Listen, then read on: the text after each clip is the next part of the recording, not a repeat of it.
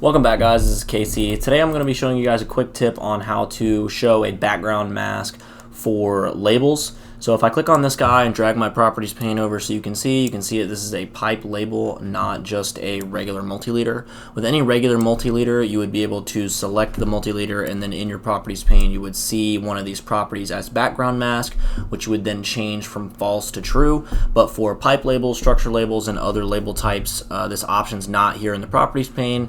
So if you don't know how to add the background mask, I'm going to show you really quick. For all labels, the background mask is going to be a property of the label style itself. So to add the background mask, you're going to have to navigate to this little drop down here that says label properties, and you're going to have to edit the label style. So I'm going to click this button right here, and then I'm going to click this little pencil brush, which is going to allow me to edit the label style that's currently selected here in this box. So I'm going to go ahead and press that.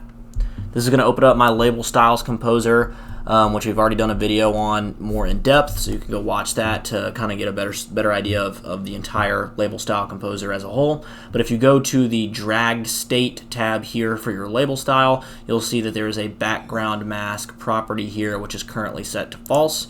I'm going to change that guy to true, and then I'm going to hit apply, OK, and then I'll hit OK. And as you can see here, a background mask is now going to populate around my label. Thanks.